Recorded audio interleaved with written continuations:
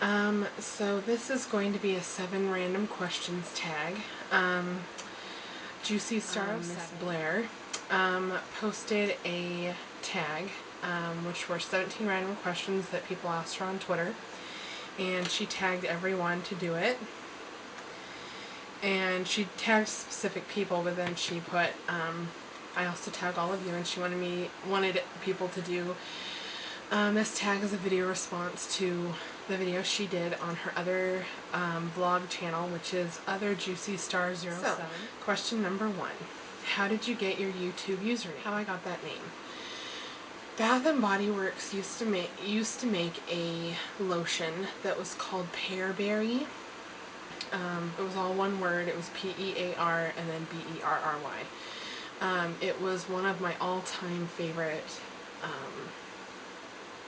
lotions, body spray, whatever they made out of it.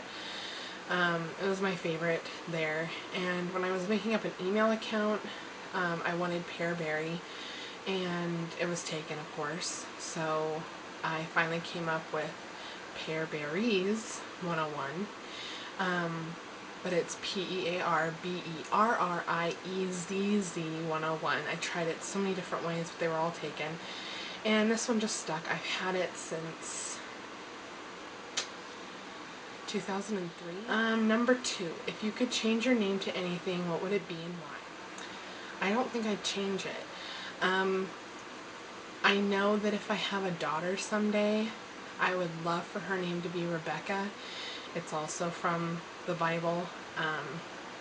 It's Isaac's wife, Isaac and Rebecca, but I've always loved that name. I've always loved Rebecca. I don't like necessarily the nickname Becky.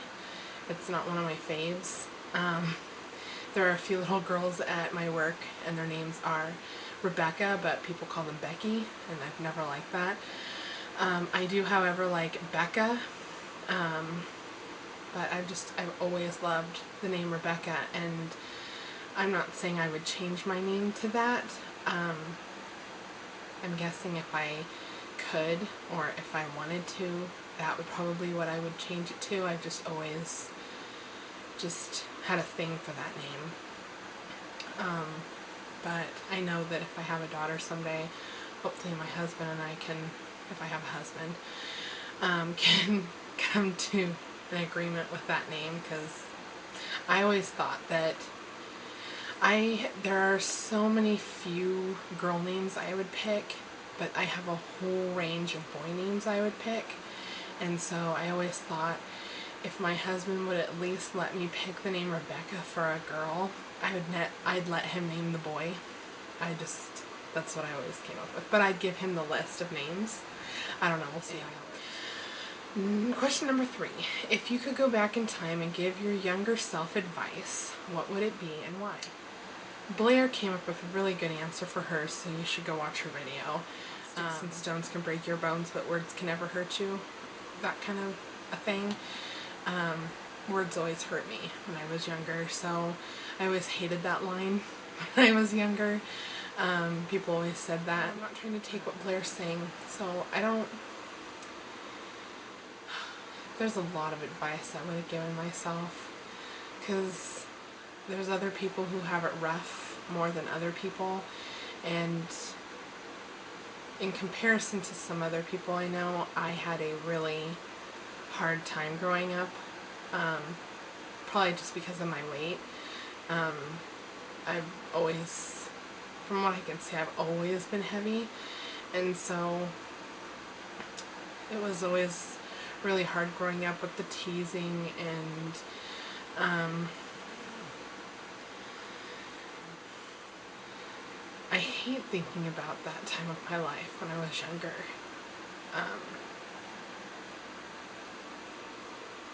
Just thinking about how it could have been, and getting emotional. I'm okay. It was a really depressing part of my life when I was younger, and I know that if I went back in time and could talk to myself when I was that age, like when I was younger in like elementary school, because now if people say things about me, I don't care. I really don't. Deep down, I can honestly say I don't care, because that's not who I am. Because if people could talk to me, get to know me for who I am, I think they'd think different. It's kind of weird to bring this up, but today I went to church. Today's Sunday, so I went to church today, and our pastor said something kind of funny about, it just made me think that if someone could, I don't remember, I wrote it down. If you could actually talk to somebody, not just look at them, but talk to them. No, not look down on them, because I always felt like people were looking down on me. And if you could just talk to them, but not look down on them, you'd have more compassion for them. I don't know if that has anything to do with that. To me, that would be what I would say to the people that were mean to me, not really advice for myself. Years were just really difficult, and so I guess I would tell myself that things do get better. They may not get easier, per se. And other people think that overweight people don't understand things. They could lose the weight, they could do this, they could do that to make themselves feel better about themselves. They could do this to help lose the weight. And believe me, I've tried it all. I've tried the Nutrisystem. I even went as low as to do the Richard Simmons diet. I have done Weight Watchers 3 times. And it's very hard. Don't really seem to have a weight problem. Don't understand that it's really hard for overweight people to lose the weight. Yes, I would say to myself, things get better. Life does get better. It's not going to be sunshine and rainbows the rest of your life. It's going to be your uphills. Be where I am today, I don't think, if those things hadn't happened, I wouldn't feel like I do about myself now if those things hadn't taken place. How old were you when you first learned to blow a bubble? I don't know. I feel like I've known how for years, and I don't think anyone tried to teach me. I think I just kind of did it on my own. What did you want to be when you were little? Ever since I can remember, I've always wanted to be a teacher. And I'm at that point right now. I'm a pre-kindergarten teacher, and I can't see myself going any younger. So, yeah. Number 6, what do you order at Starbucks? I first heard it called a zebra. It's actually just a black and white mocha. Sometimes the Starbucks people don't know what the heck I'm talking about. And so then I just say, okay, just a black and white mocha. You can either say black and white mocha or black and white frappuccino. Either way, it works. What's the hardest you've ever laughed? Or when's the hardest you ever laughed? There's many, many, many times that I've actually laughed really hard. I laughed extremely hard. If you have not seen the movie Due Date with Robert Downey Jr. and the Galifianakis guy, I don't even know how to pronounce his last name. I totally botched it, but it's the guy from The Hangover, the guy with the really curly hair. That movie, I went to see that with my best friend last night, and it was the funniest movie I have seen in a long time. So yes, that movie's funny if you haven't seen it. Number 8, if you could play any musical instrument, what would it be and why? I love the way a piano sounds, and I love the way a violin sounds, so I would actually pick both. I just like the way they sound. I love music.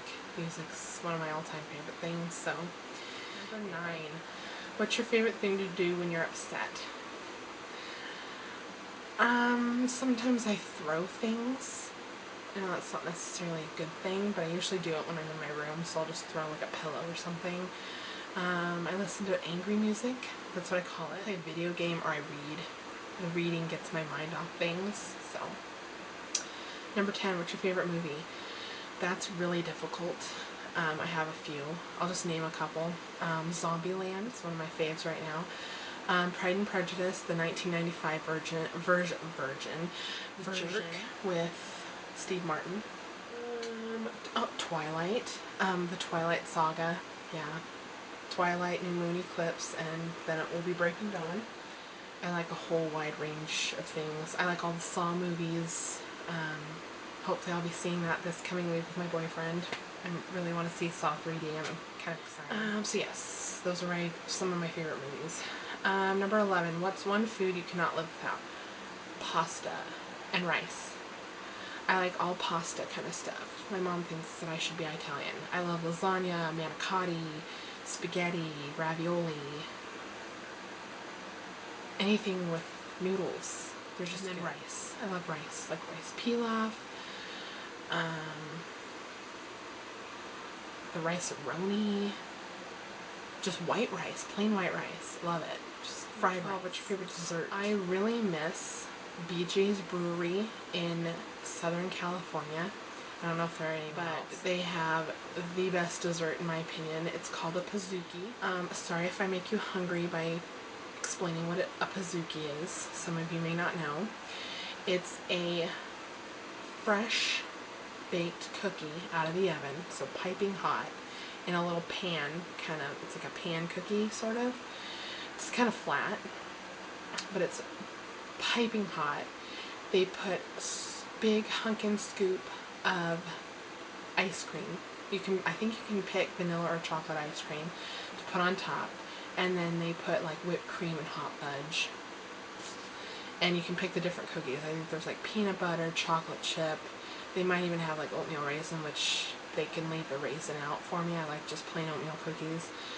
White chocolate macadamia. I think they have like a chocolate chunk. They have an Oreo. They have, yeah. But yes, I like pizookies. And they don't have them here. Number 13, favorite pizza topping. I do like the Hawaiian ones, but I don't like it with ham. I like Canadian bacon, pineapple, pepperoni, cheese. Number 14, would you rather have the superpower to read minds or the superpower to be invisible? I don't think I want to know what people are thinking. I don't. Because they could be thinking disgusting things.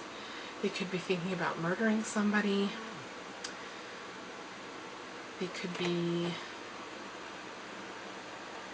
thinking suicidal thoughts. Why would I want to know what other people think? They could be thinking about someone undressing, and why would I want to think that? Or know what they're thinking? So I'd rather be invisible. Number 15, what did you do for your last birthday? What did we do? My family and I had to work on my birthday. We went to my favorite restaurant. It's called La Cabana. It's a Mexican restaurant, obviously. To me, in the state of Washington, it's the best Mexican restaurant we've found so far. And we've almost been up here for 2 years, so all the other ones are kind of down in the dumps.